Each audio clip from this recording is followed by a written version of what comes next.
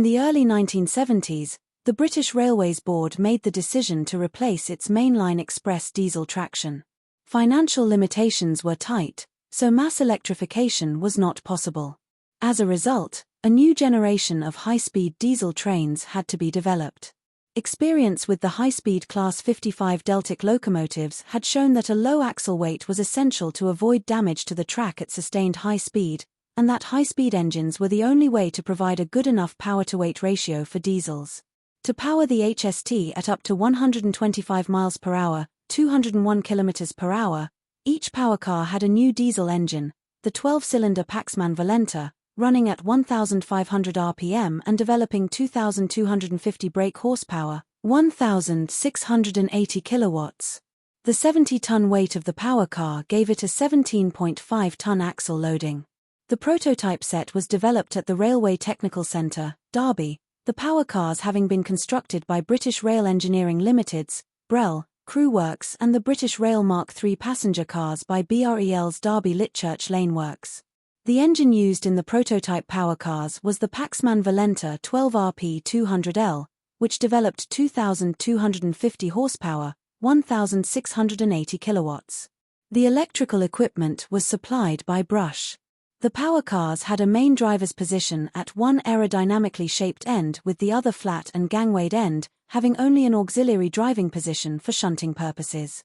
The two prototype power cars emerged from the works in June and August 1972 and were initially numbered 41001 and 41002, but after a short period the entire set, including the passenger coaches, became reclassified as a diesel-electric multiple unit, British Rail Class 252. The power cars were given the coaching stock numbers 43,000 and 43001. After proving trials on the eastern region, the prototype high-speed diesel train, HST, was transferred to the western region, where it was deployed on Paddington, Bristol, Western-super-Mare services.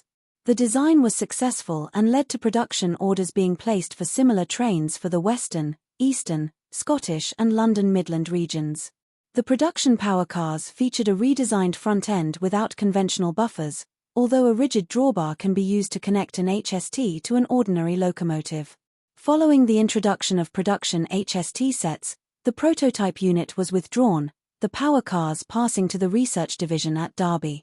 Of the 10 prototype coaches, 2 were adapted for use in the Royal Train, 5 were modified for use with the production HSTs, and 3 were transferred to departmental stock. The 197 power cars produced are numbered 43,002 to 43,198. 43001 was applied to the second of the 2 prototype power cars, while the first of the pair, now preserved at the NRM, formerly operational on the GCR, became 43,000, which is unusual because BR Top's classification numbered its locomotives from 001 upwards. This was because it was not, at the time, classified as a locomotive. In 1987, as electrification of the East Coast Main Line was underway, British Rail realised that the new Mark IV carriages for the Class 89 and Class 91 locomotives were not going to be finished in time for the introduction of electric services on the East Coast Main Line, so, in late 1987, a total of 8 Eastern Region power car conversions were carried out at the Derby Engineering Development Unit, whilst the other 6 were converted by the diesel repair shop at Stratford to have the lower balancing removed and buffers fitted. After being fitted with buffers, these power cars began work as surrogate DVTs to work with the Class 91s and 89. The locomotives, working with conventional Mark III stock, worked on the line between 1987 and 1991, when the last Class 91 locomotives entered service. As well as buffers being fitted to these power cars, special remote control equipment was also added to the locomotives so they could be controlled by the locomotive at the front. Once these locomotives left DVT duties, the remote equipment was removed. After privatization, these power cars joined the Virgin Trains fleet working both Virgin Cross Country and Virgin Trains West Coast routes, where they displaced loco-hauled stock. All the units were repainted from their original intercity colours to the Virgin red livery. Later, Virgin Trains withdrew the HSTs when new Class 220 and 221 units were delivered, and nearly all of these power cars went into storage at Long Marston.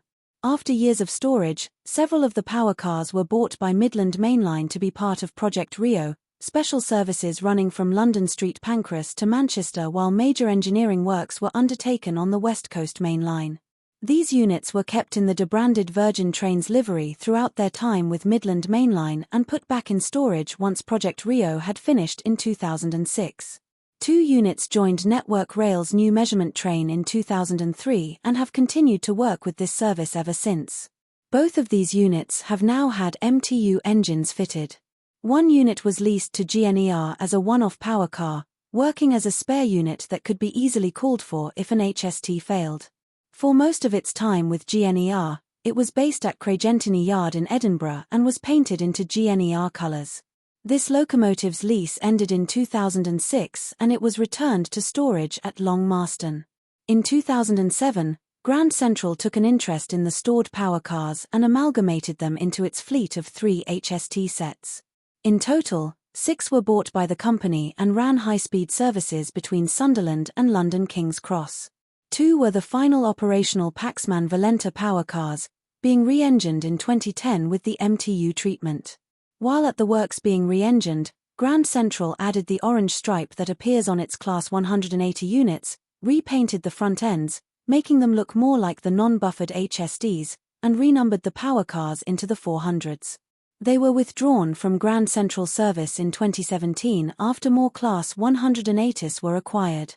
It's pretty fair to say that these trains have completely revolutionized the British railways industry. Hello. This will be my last video in a bit as I am on holiday, thank you for understanding. Okay, roll the cards.